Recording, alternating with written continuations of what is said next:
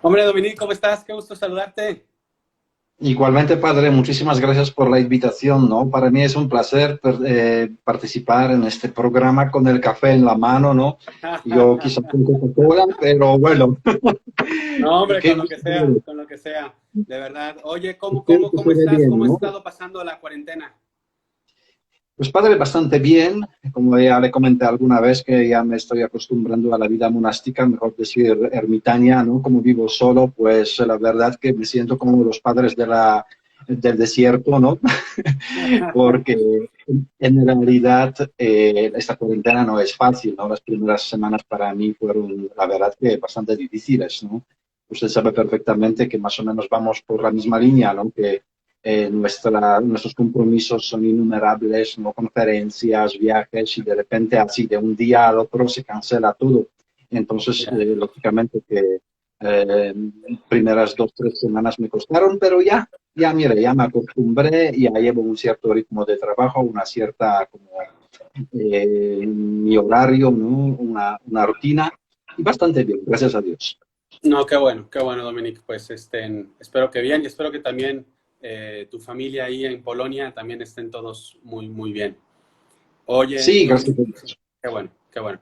Oye, entonces vamos a tratar el tema porque tenemos una horita y yo creo que queremos aprovecharte que un poco con todo lo que tú tienes, que es una bendición de verdad estar aquí. Eh, Alguno que me pidió tratar este tema me refirió diciéndome, padre, cristianos perseguidos me suena a un coliseo con unos leones y el emperador Nerón haciéndole así. O sea, como que hoy en día no siento que sea una realidad muy actual, aunque ya obviamente las redes sociales y la comunicación actual nos muestran mucho, pero él me dijo, siento que son casos muy aislados, ¿no? ¿Qué tanto es realidad en tu experiencia? Eh, pues esto, ¿no? La persecución a los cristianos en el mundo. Mire, padre, realmente cuando hablamos de la persecución religiosa, lo primero, ¿no? Los primeros pensamientos donde llegan es a la historia de la Iglesia y la historia de más de los primeros siglos, ¿no? Sin embargo, el Papa Francisco ya hace unos 2 años ha dicho en un tuit y también en una homilía que hoy hay más mártires por la fe que en los primeros siglos del cristianismo. Y esto es que no, el Santo Padre no sacó, ¿no?, del dedo, sino que son los datos incluso de unas identidades, unas fundaciones totalmente independientes de la Iglesia Católica o de cualquier otra iglesia cristiana. Son los datos reales. Hoy podemos hablar de unos 250 millones de cristianos que sufren persecución religiosa grave, sangrienta, y también otros 100 millones que viven bajo unas amenazas, ¿no?, en una cierta discriminación religiosa. Entonces es un tema que debería preocupar a toda la iglesia, ¿no? Porque la persecución religiosa además no es un tema únicamente religioso, un tema de la iglesia o el tema de los católicos, es un tema de derechos humanos. Uno de los derechos humanos, ¿no?, principales, ¿no?, garantizados en la Carta habla precisamente de la libertad religiosa, de la libertad de expresión, del pensamiento. Entonces, este derecho está totalmente pisoteado en muchos países del mundo. Podríamos hacer ahora como un tipo de un quiz, ¿no? Y preguntar a todos los que nos están escuchando cuántos países hay en el mundo. Pues 196, ¿no? De 196, en 82 hay signos de persecución religiosa y en 38 de estos países hay una persecución grave, una persecución sangrienta, una persecución que te puede llevar literalmente a la cruz, a la decapitación, a la cárcel, a campos de trabajos forzados por años. Entonces, digo, el tema es preocupante, el tema es real, y la fundación para que trabajo yo, Ayuda a la Iglesia Necesitada, lleva ya más de 70 años tratando sobre este tema y también especialmente ayudando tanto espiritualmente como económicamente a estas comunidades tan, de alguna manera, afectadas, ¿no?, por la persecución religiosa. Eh, y para darnos una idea aproximada, esta persecución o estos países, eh, digamos, porque muchos seguramente tienen la idea, ¿no? O sea, ¿qué países estamos hablando? ¿En dónde hay mayoritariamente una persecución? ¿Bajo qué ámbito? es más un tema político. Tú hablas 32 países, dijiste, ¿no? 32 países. 38, 38. 38, 38 países en una persecución incluso que llevarte a la muerte. O sea, eso a mí me suena a ciencia ficción. O sea, yo vivo aquí en México, donde, bueno, pues de repente hay alguien que me dice, tú cura y no sé qué y tal, pero fuera de eso, o sea, a mí me suena, pues sí, a chino, a japonés, ¿no? O sea, entonces, exactamente en qué lugares pudiéramos decir que hay una persecución mayor hoy en día a la fe.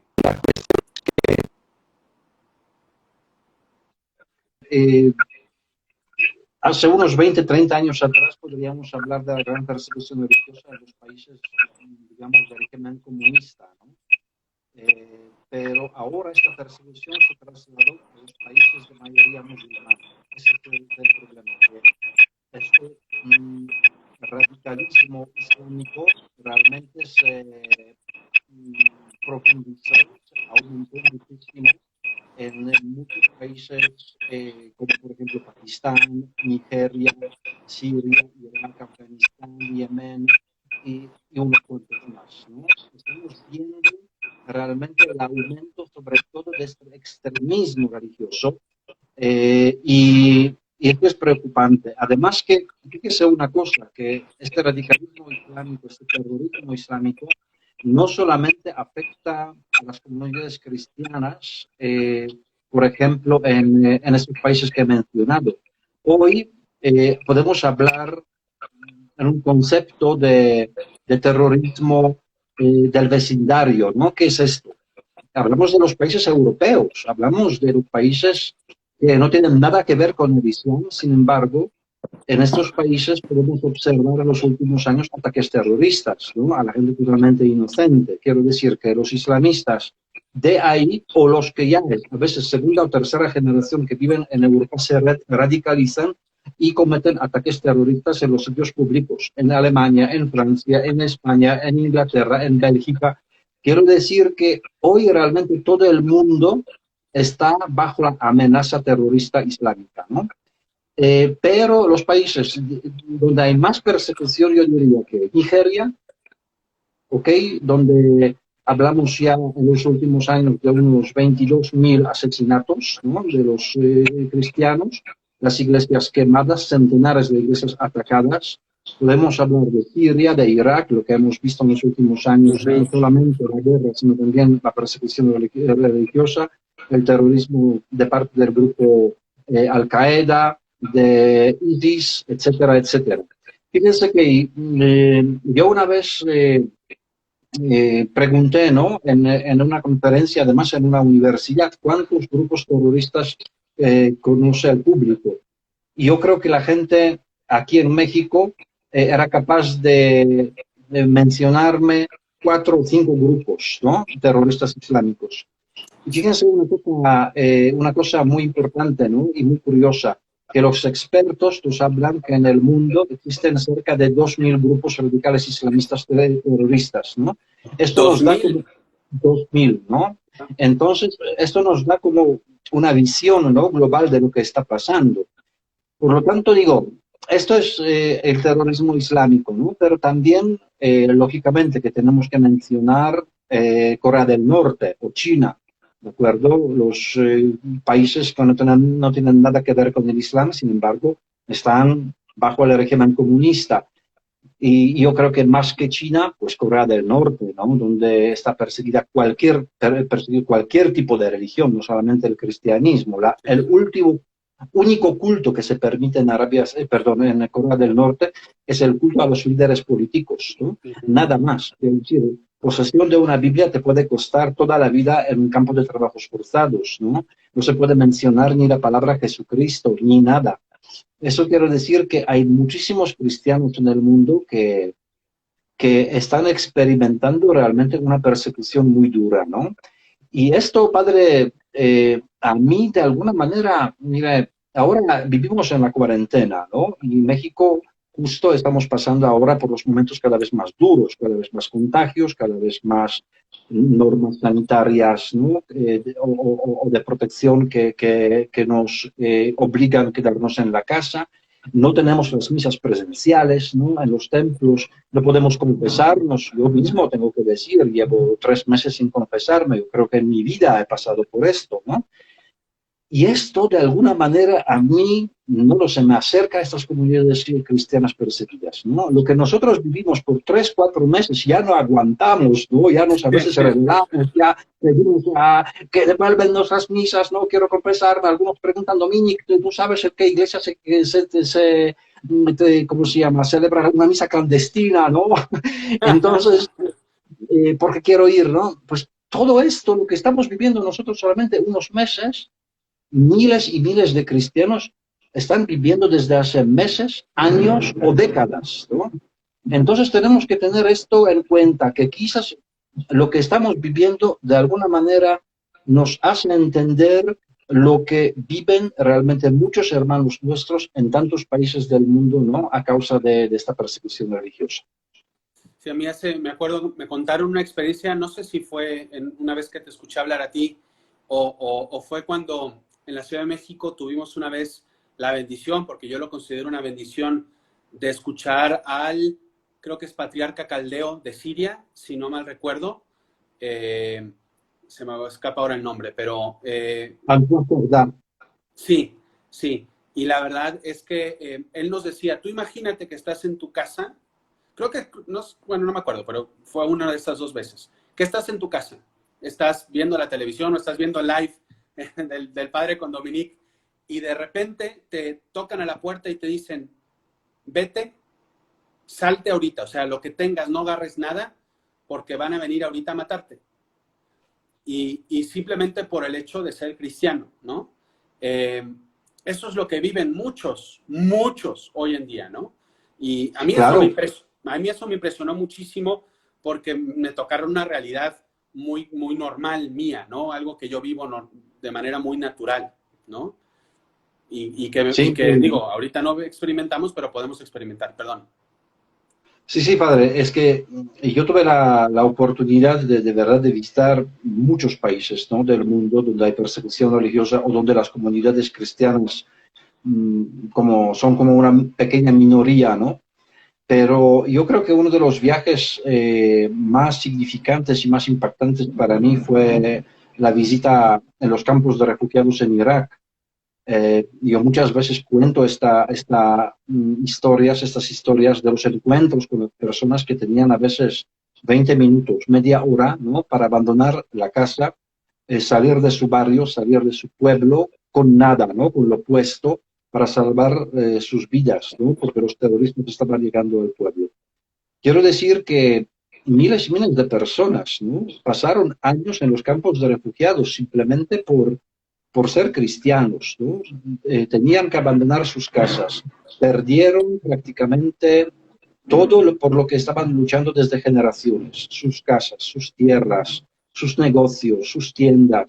Y los cristianos católicos, por ejemplo, en Irak o en Siria, no era gente cualquiera, no era gente pobre, la gente era de clase medio, incluso medio alta, tenían buenos negocios, la gente que tenía muy buena preparación académica, ¿no?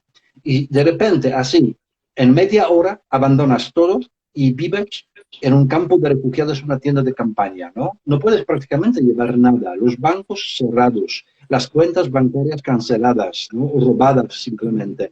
Comienzas la vida desde cero. Entonces, es una experiencia que a mí me impactó muchísimo. ¿Por qué me impactó, padre? Les voy a contar porque en una ocasión, ¿no? Un grupo precisamente de unos compañeros visitó un campo de refugiados y ahí encontró un grupo de jóvenes, incluso algunos adolescentes, ¿no? que tuvieron que abandonar sus casas. Y cuando los terroristas llegan a los pueblos, a los barrios cristianos, habitualmente no es que a lo loco, ¿no? Matan a la gente. Siempre te dan una opción: conviértete al Islam, entonces te perdono la vida y sigues con tu vida, si no te mato, ¿no? Entonces estas personas tuvieron suerte que ni les mataron ni nada, pero tuvieron que huir. Entonces la pregunta de un compañero a estos jóvenes fue: oigan, ustedes ya han huido del peligro, ¿no? Están en un campo de refugiados, pero imagínense que ahora llegan los terroristas aquí y os pillan. Nos agarran, ponen el cuchillo en la garganta y te dan la misma opción. Conviértete al Islam y te perdono la vida, y si no te mato, ¿qué haces? Y un chavo que no tenía más que 15 años, no tenía más de 15 años, respondió, pues claro, dar la vida por Cristo. Y claro, cuando un chavo de 15 años, ¿no?, te da una respuesta como esta, que es capaz de morir por su fe, hasta a la gente que, ¿no?, que viene de nuestros países de Occidente, que la fe se trata a la ligera, ¿no? ¿Quién daría la vida por Cristo? Entonces la gente reaccionó como con una sonrisa. Cuando el chico dio la sonrisa, la gente se ríe de su respuesta de alguna manera, ¿no? Claro. Se escandalizó, pero la cara se le cambió y dice, ¿ustedes de qué se ríen? ¿De qué se ríen? Y dio esta respuesta, dijo, ¿qué gano yo? Se cortó, No, unos Dominic, se años, cortó. Se cortó justo cuando estabas dando la respuesta. pero ya se nota, ya se oye. Sí, ahora sí, ahora sí. Perfecto. Dice que, ¿qué gano yo si me convierto al Islam? Pues unos cuantos años de vida más. Pero si muero por Cristo, gano toda la eternidad. Fíjense qué respuesta, yo creo que es una respuesta de un santo, un niño que realmente es capaz de dar la vida por Cristo. Estas respuestas que hemos oído ahí, declaraciones de la gente totalmente espontáneas, no preparadas para una entrevista, sino salían en una conversión. Créeme, padre, que yo siempre digo que cuando mis superiores me mandan a uno de estos países donde hay persecución religiosa, me están de alguna manera financiando los ejercicios espirituales. Porque realmente estar una semana o 2 semanas entre los mártires, ¿no?, o familiares de los mártires de nuestros tiempos, te aumenta la fe de una manera impresionante. Seguramente ustedes recuerdan, y padre especialmente, ¿no?, que hace unos meses fueron secuestrados unos seminaristas en Nigeria, en un seminario. Y uno de ellos, Miguel, ¿no?, Michel, fue asesinado, ¿no? Y yo probablemente le conocí, no probablemente, seguramente le conocí, porque yo estuve en este seminario, estreché la mano prácticamente de todos los seminaristas, estuve comiendo con ellos en el comedor del seminario, estuvimos en una charla, estuvimos en, ¿cómo se llama?, en la capilla rezando, ¿no? Quiero decir que yo no lo recuerdo, ¿no?, perfectamente, no me recuerdo que era él o este o aquel, ¿no? Pero estoy seguro que yo estreché la mano de Miguel, estoy segurísimo, ¿no? Y ahora este chico es mártir, dio la vida por Cristo, ¿no? Entonces, digo, vivimos realmente en la época de los mártires, vivimos en la época de martirio en la iglesia, pero también podemos aprender muchísimo de ellos, ¿no? Yo creo que ellos para nosotros son como una fuerza espiritual que renueva nuestra fe, que nos hace reflexionar sobre nuestra fe, que nos saca de esta burbuja, ¿no?, de estos caprichitos que tenemos aquí, porque ellos sufren por Cristo, ¿no? Quien quiere seguirme, que lleve su cruz, ¿no? Y que me siga, ¿no? Y nosotros a veces es fácil seguir a Cristo, pero sin cruz, ¿no? Nos negamos a la cruz. Ellos lo admiten. Y esta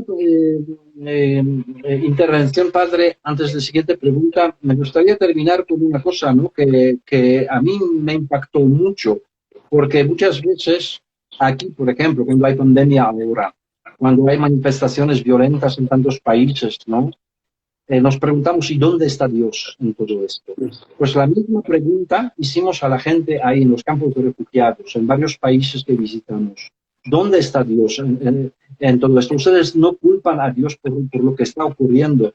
Y la gente respondió, ¿cómo que culpar a Dios por lo que está pasando? Dios está en el sufrimiento, Dios está a nuestro lado, ¿no? Ellos lo tienen clarísimo, que Dios no está cuando estamos felices y todo parece Walt Disney, ¿no?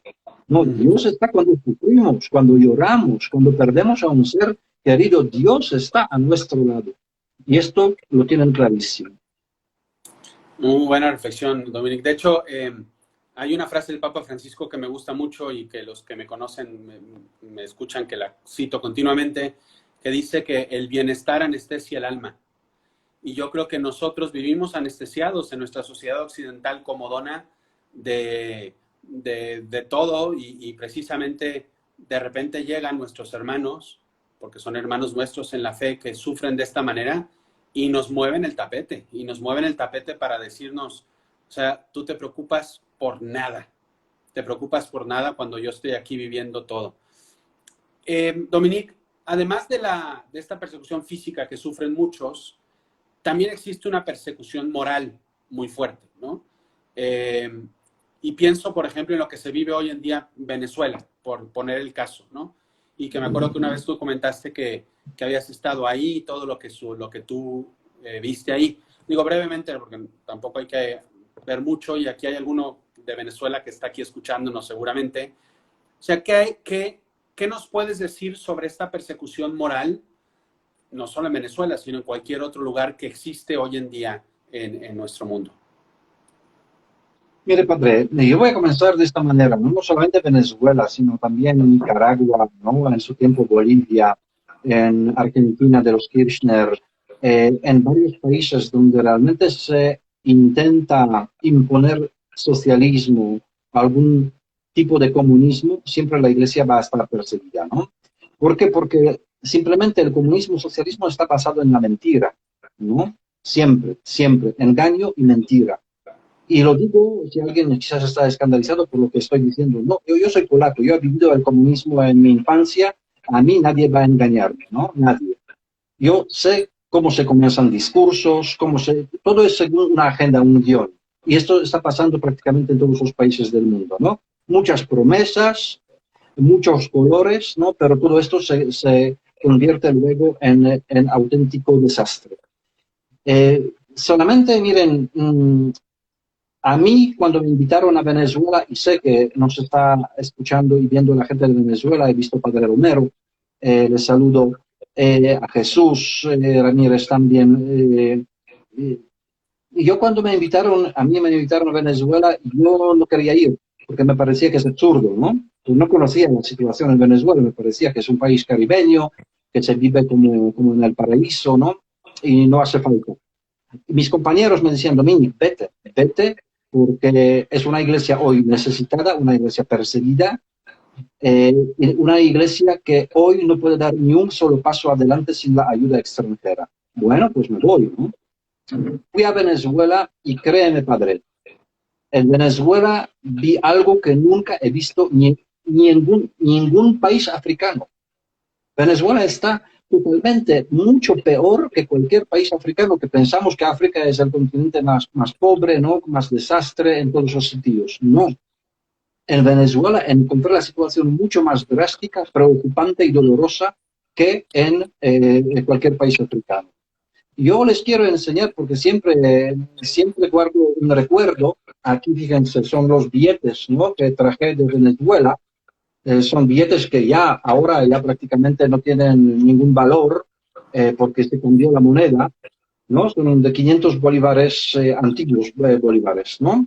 Con todo esto que tengo yo en la mano, cuando yo estuve en Venezuela, podía comprarme una botellita de agua, una botellita de 300 miligramos, ¿no? Mililitros, perdón, de agua. Con todo este dinero. Yo he visto los niños que iban con un costal de dinero para comprar 1 kilo de arroz. Con un costal. Un día visitamos una tienda en Venezuela, la gente realmente se abrió, ¿no? con confianza, y sacaron todo lo que ganaron durante el día. Era un costal que creo que pesaba 8, casi 9 kilos, ¿no? Billetes, 8 kilos de billetes. Y me decían que con todo esto se compraba 1 kilo de arroz, ¿no? Con todo esto lo que tenía en la caja. Esto es Venezuela de hoy. Esto es Venezuela que está sufriendo realmente hambre, pero también, lógicamente, que la iglesia sufre las mismas consecuencias lo que sufre todo el pueblo, ¿no? Para darles como un ejemplo, estuve yo en varias parroquias visitando, y si los padres no me muestran los libros, ¿no? de contabilidad, no les hubiera creído. Pero había parroquias donde la colecta de toda la semana, no llegaba a $1, a 20 pesos mexicanos. De toda la semana, ¿no? De todas las misas, del domingo y entre la semana. $1. Entonces, la gente hoy, ¿por qué no colaborar por la iglesia? Porque muchísima gente tiene el sueldo mínimo en Venezuela, que son unos $3, $4 al mes, ¿no? Imagínense ustedes ahora viviendo en México, ganando 80 pesos, 100 pesos mexicanos al mes. Esto es lo que está pasando en Venezuela. Cuando yo me marché de Venezuela, se cambió la moneda, ¿no? Y entró el Bolívar soberano. Cuando entró Bolívar soberano, costaba 60, creo, 68, $1 costaba 68 bolívares. Esto fue hace 2 años. ¿Sabe usted cuánto cuesta hoy $1? 200.000 bolívares soberanos. De 68 hace 2 años a 200.000 hoy. Esta es la Venezuela, ¿no? Y lógicamente, fíjense, hoy Venezuela, la iglesia, como usted ha dicho, ¿no? No es una persecución sangrienta. No se mata a la gente por ir a la misa, no se ponen las bombas en las iglesias. Pero es una persecución como muy camuflada, ¿no? Muy bien. Se acusa a la iglesia de traidora, ¿no? Es que no es ninguna mentira. Ustedes pueden buscar incluso en el YouTube y ver cómo el señor, ¿cómo se llama? Chávez, luego Maduro, pero directamente están insultando a los obispos. Y yo les digo una cosa, hoy la iglesia en Venezuela es una iglesia samaritana, una iglesia que hace, yo creo que son casi milagros, ¿no? Que yo creo que Dios hace milagros a través de las personas o de tu iglesia, ¿no? La iglesia hoy reparte toneladas de, ¿cómo se llama?, de alimentos. La iglesia en el año 2019, porque ya hay una estadística, ¿no?, repartió 12 millones de medicamentos. O sea, hablamos claramente de Cáritas, ¿no? 12 millones de medicamentos.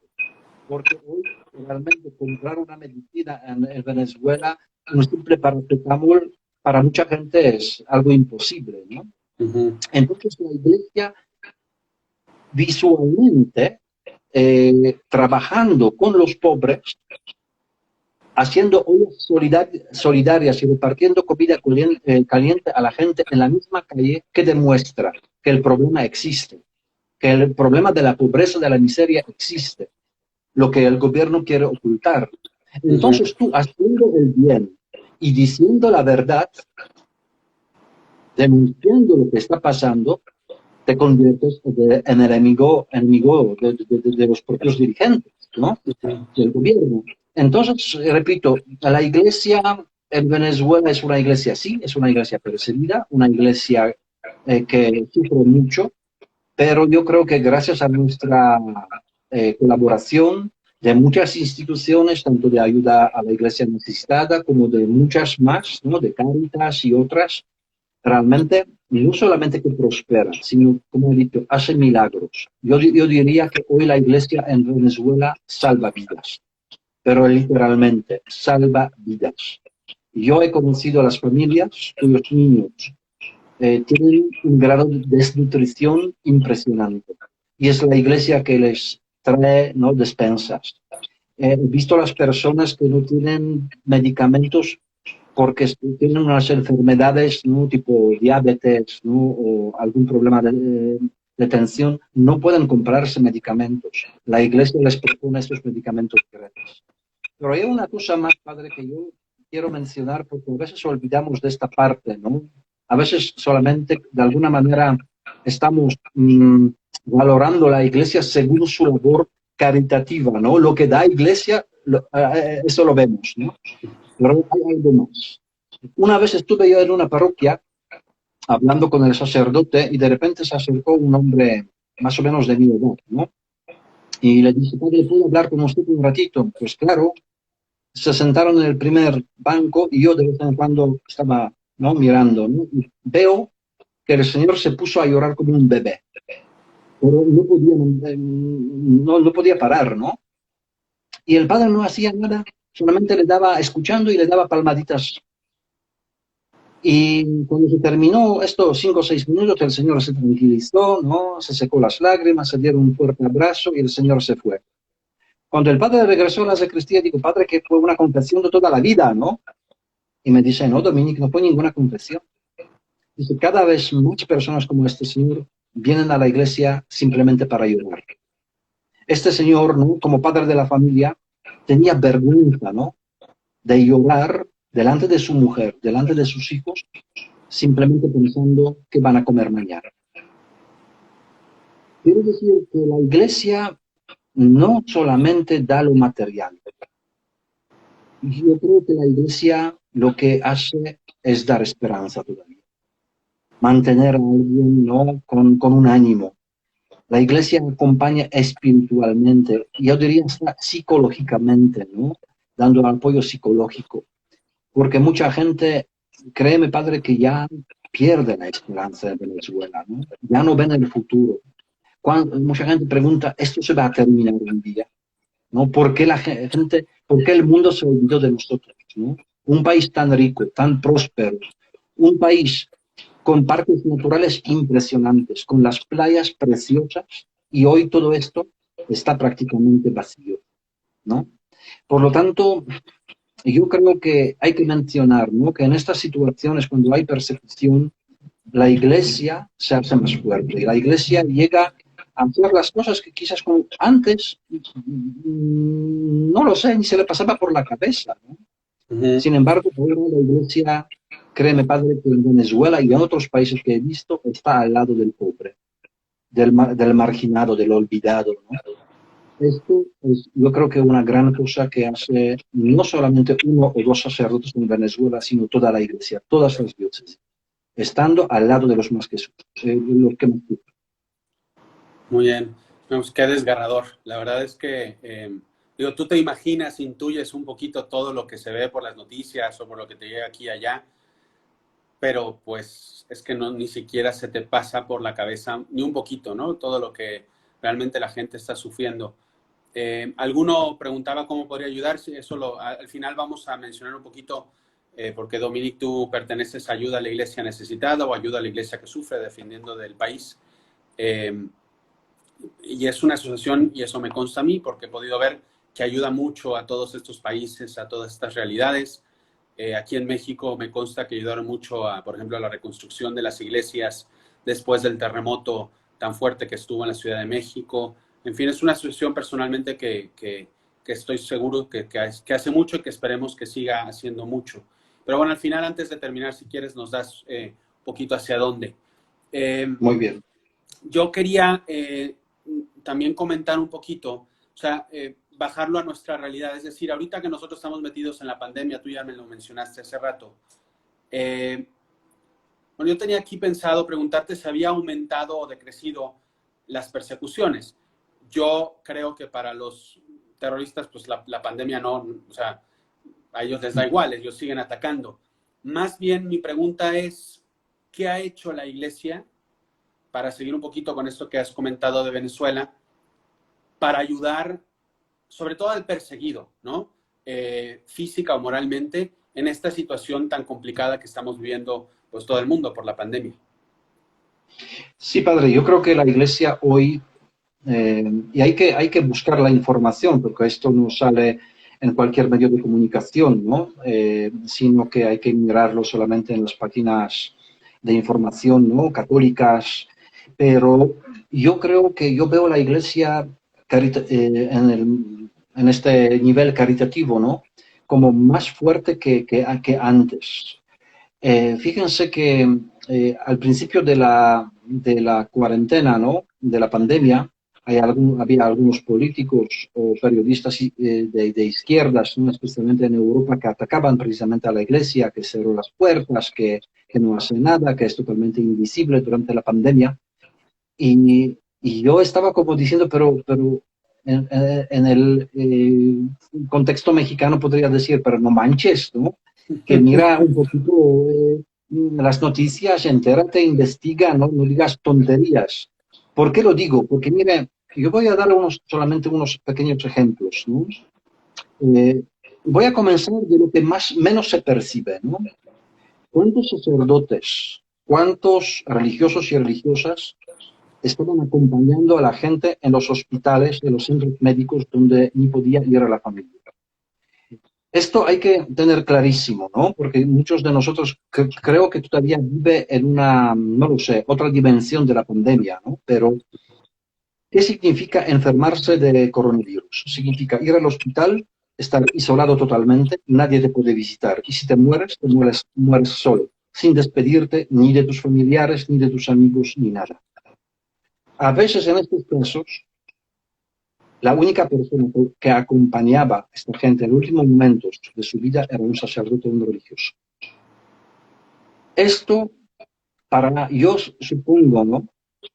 No lo puedo decir de experiencia, pero supongo que las personas que pasaban por estos momentos de lucha entre la vida y la muerte, sentir la presencia de una persona, de un clérigo, ¿no? De una religiosa, fue como un alivio. Por otra parte, la iglesia, miren, yo hablé ahora mismo con muchos amigos sacerdotes, párrocos, que me dicen, Dominique, llevamos 3 meses ya sin colecta. No podemos recaudar colectas. No tenemos estipendios de misas. Pero Caritas funciona. Las personas que hemos entregado antes de la pandemia las despensas, ellos siguen en la misma situación y nosotros tenemos que ayudarlas. Hacen malabarismos mentales, cómo, dónde conseguir dinero para seguir ayudando a pesar de la cuarentena. Claro, esto no se ve, ¿no? Porque van unos voluntarios y entregan las bolsitas de comida a las casas. Esto no se ve o no se quiere ver, ¿no? En los medios de comunicación. Pero la iglesia sigue, yo creo que incluso más generosa que antes de la pandemia. ¿Por qué? Porque hay más necesidad.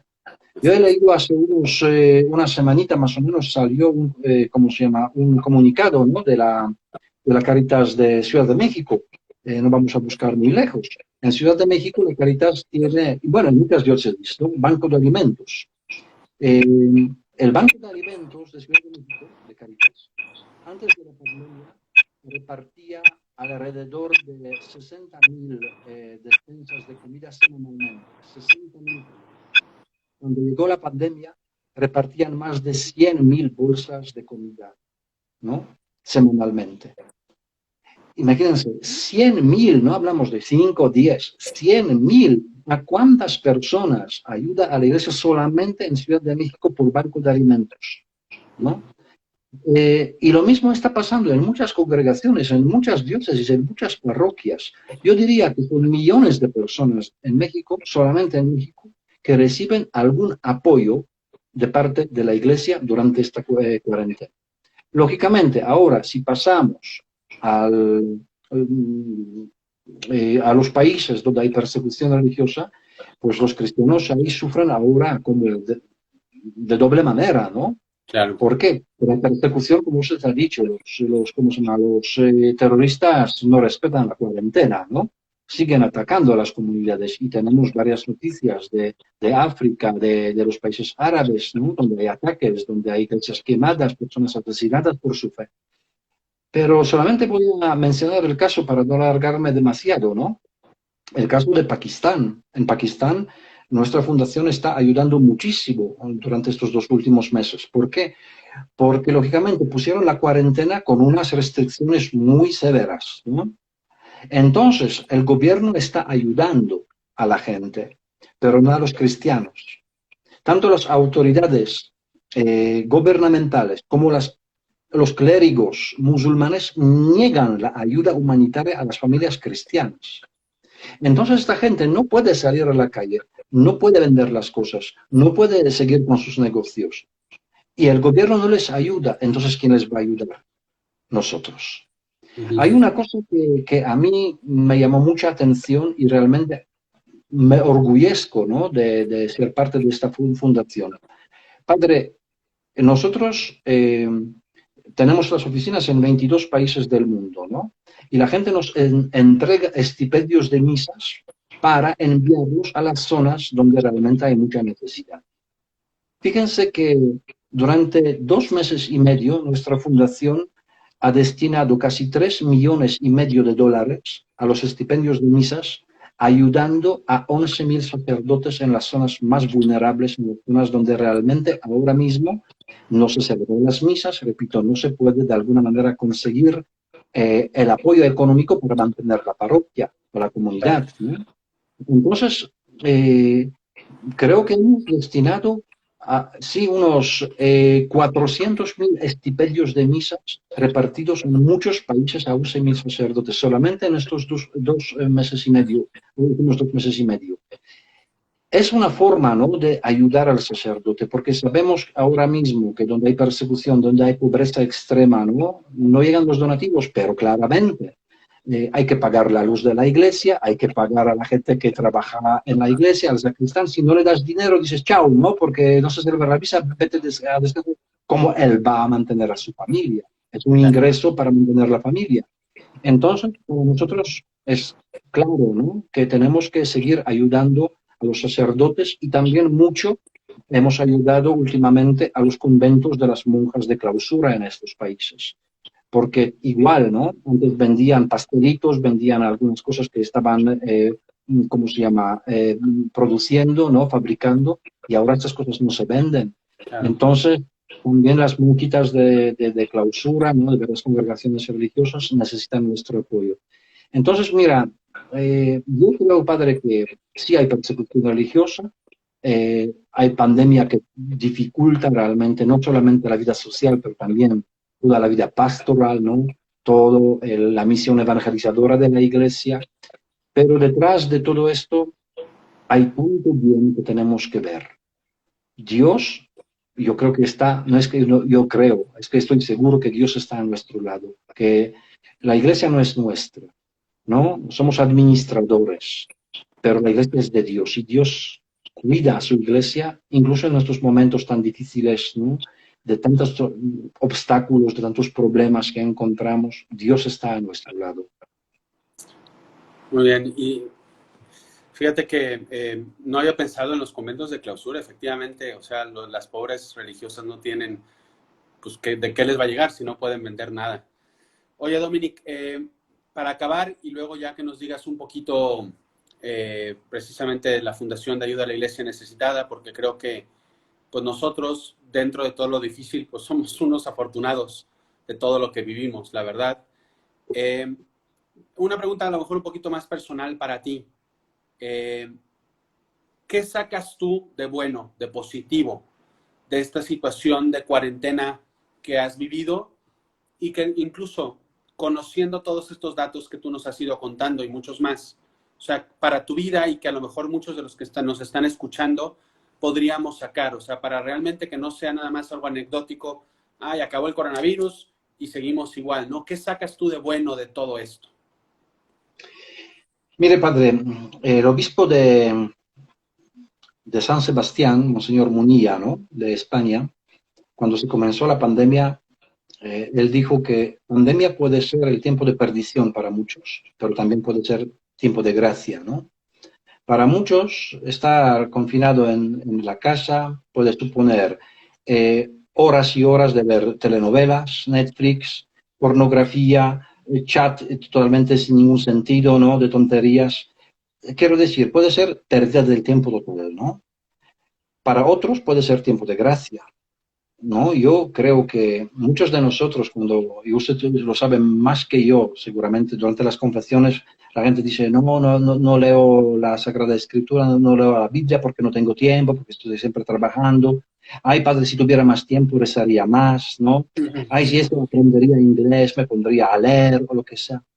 Pues ahora tienes el tiempo y a ver si realmente haces lo que antes no hacías por falta de tiempo, como decías, ¿no? Quiero decir que ahora para muchos que realmente estamos confinados, ¿no?, porque hay mucha gente que tiene que trabajar, ¿no?, y no puede estar en la cuarentena, pero muchos que estamos realmente en la casa deberíamos preguntarnos cómo aprovecho el tiempo. ¿Lo aprovecho realmente? ¿No?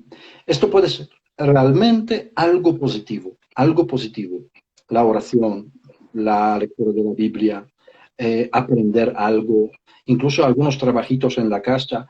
Yo, padre, voy sincero, yo siempre cocinaba bien, ¿no? Yo soy buen cocinero, pero últimamente me estoy experimentando algunas cosas que antes ni se me pasaban por la cabeza, ¿no?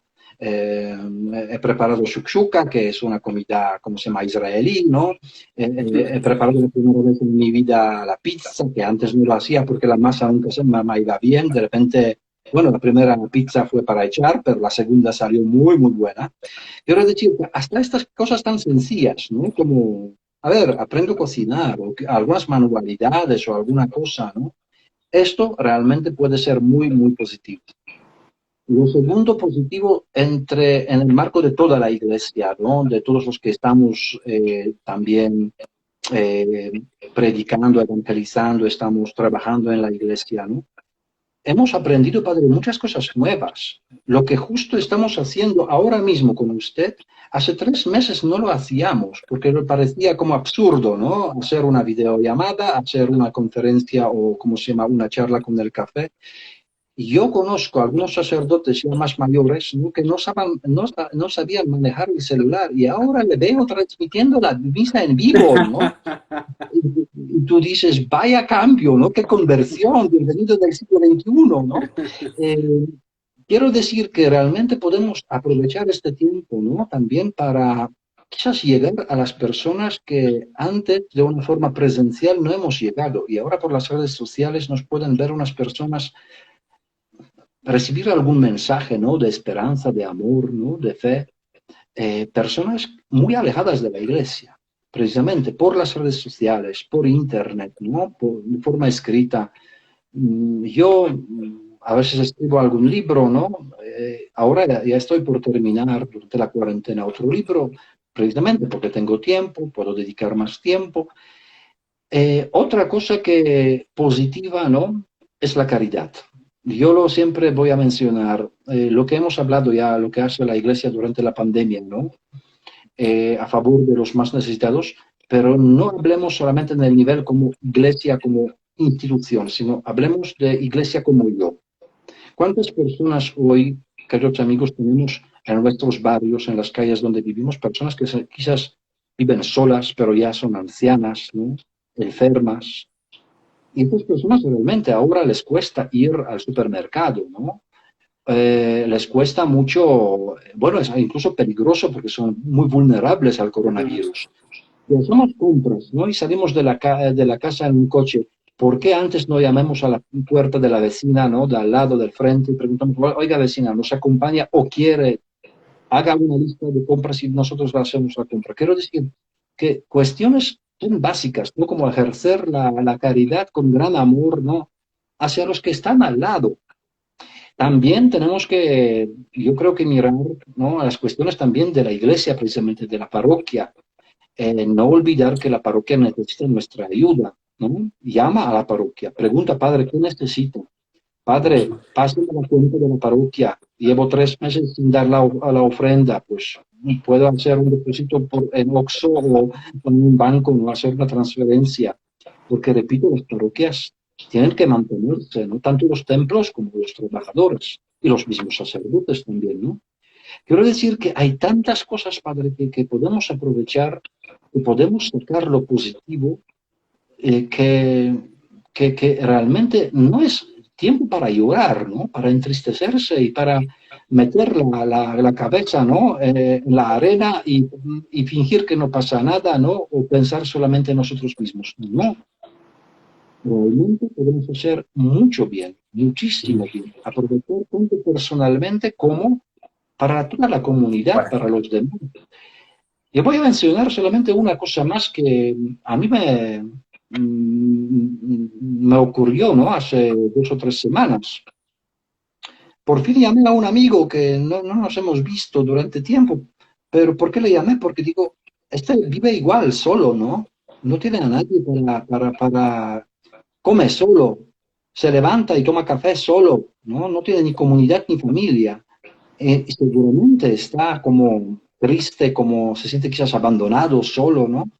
Le llamé y padre se puso a llorar.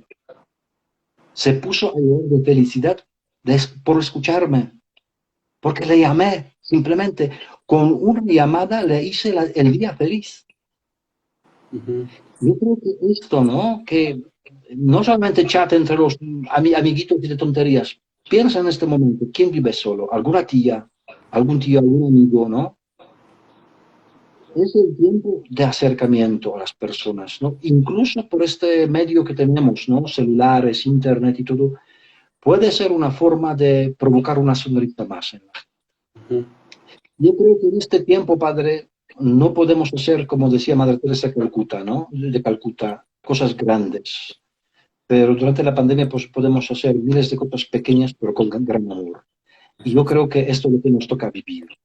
Estamos quizás, yo totalmente no coincido con las personas que atacan ahora mismo a la iglesia, ¿no? Que quieren que se abren los templos, pero a fuerza, ¿no? No, es tiempo de prudencia, es tiempo de obediencia, es tiempo de humildad, ¿no? Yo creo que Jesús vivió toda su vida, ¿no?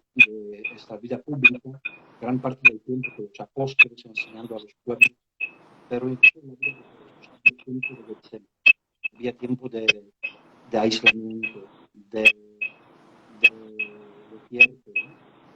Es justo lo que tenemos que vivir ahora.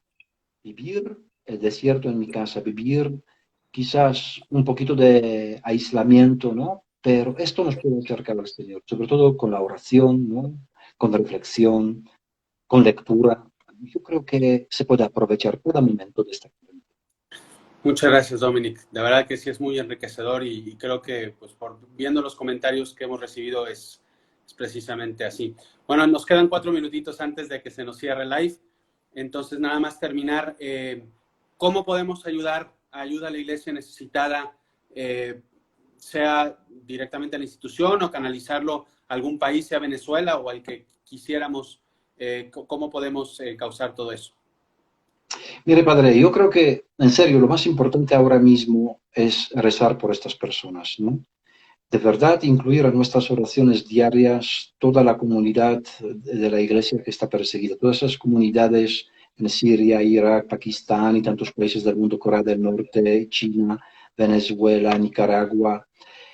Rezar mucho, de verdad, por estas personas, ¿no? Que no pueden vivir su fe con tanta libertad que la vivimos nosotros. Segundo, dar a conocer esta situación, ¿no? Buscar un poquito, escuchar los testimonios. Si ustedes buscan incluso en Google, ¿no? Ayuda a la Iglesia Necesitada de México, van a encontrar nuestra página web, ¿no? Y ahí también las redes sociales, Facebook, Twitter, YouTube, donde publicamos muchos documentales, reportajes y también testimonios que realmente nos pueden enriquecer. Yo quizás después de la entrevista, también de esta charla tan agradable, pongo un comentario bajo el video, ¿no? Dando nuestro WhatsApp, por ejemplo, si alguien quiere conectarse con nuestra oficina en Ciudad de México, puede enviar un WhatsApp y pedir cualquier tipo de información, ¿no? Pero yo creo que ahora es el tiempo de caridad y de oración. Muchas gracias, Dominic. Bueno, pues entonces efectivamente aquí se va a quedar grabado en las historias y también lo voy a subir a YouTube y ahí también pondré el WhatsApp que luego le pediré a Dominic por si alguien quiere apoyar. Dominic, de corazón, muchísimas gracias por estar con nosotros. Es un gusto verte otra vez. Estamos muy unidos en oración. Pido por ti, por los tuyos y pues obviamente ahí estamos hablando. Y oye, ya tendré que ir a que me cocines porque ya que si te hiciste todo un chef, tenemos que ir a ver que hagas una buena pizza entonces algún día. Con mucho gusto, padre, con mucho gusto. Bueno, Gracias de verdad por invitarme a esta plática, a esta charla. Fue de verdad un gran placer y ojalá nos podamos ver pronto, darnos ya no abrazo virtual, sino un fraterno abrazo. de verdad. Estoy de acuerdo. Dios le bendiga. Igualmente, solemos acabar con la bendición. Entonces, si te parece, vamos a dar la bendición a todos los presentes. El Señor esté con ustedes y con tu espíritu. La bendición de Dios Todopoderoso, Padre, Hijo y Espíritu Santo, descienda sobre ustedes y permanezca para siempre. Amén. Amén. Pues Dominic, de nuevo, muchísimas gracias. Gracias a todos por estar aquí presentes. Nos vemos el viernes, si Dios quiere, aquí en nuestro café. Dios les bendiga.